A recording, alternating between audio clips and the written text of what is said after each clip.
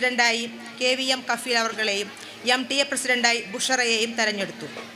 LSS ജേതാക്കളായ 5 കുട്ടികൾക്ക് മൊമെൻറ്റോയും cash അവാർഡും നൽകുകയുണ്ടായി. സ്കൂളിലേക്ക് പൂർവ്വ വിദ്യാർത്ഥിയുടെ സംഭാവനയായി ശുദ്ധമായ കുടിവെള്ളം ലഭിക്കുന്നതിനായി ഫിൽട്ടർ നൽകിയതിൻ്റെ ഉദ്ഘാടന കർമ്മവും ചെയർമാൻ നിർവഹിച്ചു. ജൂൺ 19 വായനാ ദിനാചരണത്തോടനുബന്ധിച്ച് ക്വിസ്, ആസ്വാദന കുറിപ്പ് തയ്യാറാക്കൽ എന്നിവ നടത്തുകയുണ്ടായി. ജൂലൈ 21 ചാന്ദ്രദിനത്തോടനുബന്ധിച്ച് ചാന്ദ്രമനുഷ്യൻ്റെ വേഷം ധരിക്കൽ, കുട്ടികളുണ്ടാക്കി വന്ന റോക്കറ്റുകളിലെ പ്രദർശനം എന്നിവ നടത്തുകയുണ്ടായി. തുടർച്ചയായി പെയ്യുന്ന മഴയിൽ വീണ്ടും സ്കൂൾ ഗ്രൗണ്ട് വെള്ളക്കെട്ട് രൂക്ഷമായി. ഇതിനൊരു പരിഹാരം തേടി PT എക്സിക്യൂട്ടീവ് അംഗങ്ങളുടെയും സ്റ്റാഫിൻ്റെയും മീറ്റിംഗ് കൂടി നിവേദനം തയ്യാറാക്കി മുനിസിപ്പാലിറ്റി, താലൂക്ക്, KNRC, കളക്ടറേറ്റ് എന്നിവിടങ്ങളിലേക്കെല്ലാം നിവേദനം കൊടുക്കുകയും ചെയ്തു. നിവേദനം നൽകിയിട്ടും കാര്യമായ നടപടികൾ ഒന്നും തന്നെ ഉണ്ടായില്ല. അപ്പോൾ ബഹു MLA ശ്രീ നന്ദകുമാർ സാറിനെ ഞങ്ങൾ നേരിട്ട് കാണുകയും നിവേദനം സമർപ്പിക്കുകയും ചെയ്തു. ഒപ്പം തന്നെ പാർട്ടി സെക്രട്ടറിയായ സഖാവ് മുഹമ്മദ് കുഞ്ഞി സാറിനെ ഇതേ വിഷയത്തെക്കുറിച്ച് സംസാരിക്കുകയും ചെയ്തു.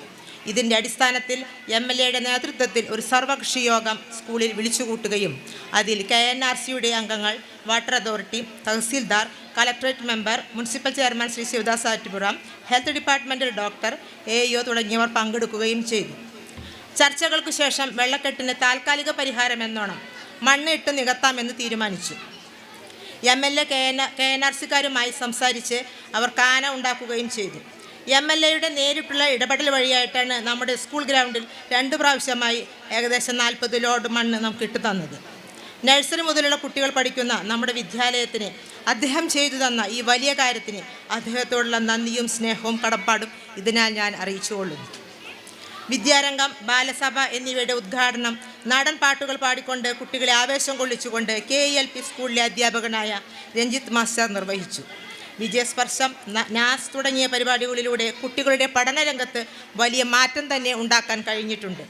ഈ വർഷത്തെ സ്വാതന്ത്ര്യദിനാഘോഷം, ഓണാഘോഷം എന്നിവയെല്ലാം അതിവിപുലമായി നടത്തുകയുണ്ടായി.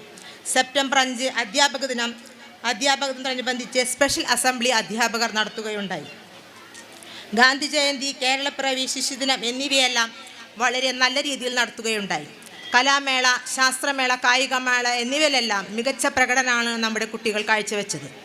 ഡിജിറ്റൽ വോട്ടിങ്ങിലൂടെ 4ാം ക്ലാസ്സിലെ മുഹമ്മദ് റസലിനെ സ്കൂൾ ലീഡറായി തെരഞ്ഞെടുത്തു. ഈ വർഷത്തെ LSS പരീക്ഷയ്ക്ക് 10 കുട്ടികളെ തെരഞ്ഞെടുത്ത് മികച്ച രീതിയിൽ അവർക്ക് പരിശീലനം നൽകി വരുന്നുണ്ട്.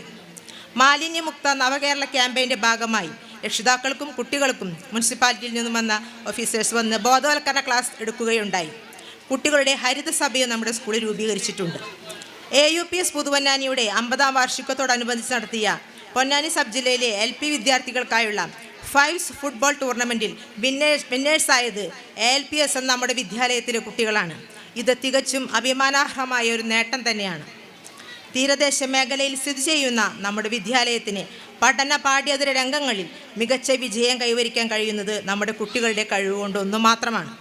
നമ്മുടെ വിദ്യാലയത്തിൻ്റെ അന്തസ്സ് കൂടുതൽ ഉയരങ്ങളിലേക്ക് എത്തിക്കുവാൻ നമ്മുടെ കുട്ടികളെ ദൈവം അനുഗ്രഹിക്കട്ടെ എന്ന് പറഞ്ഞുകൊണ്ട് ഈ റിപ്പോർട്ട് ഇവിടെ സമർപ്പിക്കുന്നു.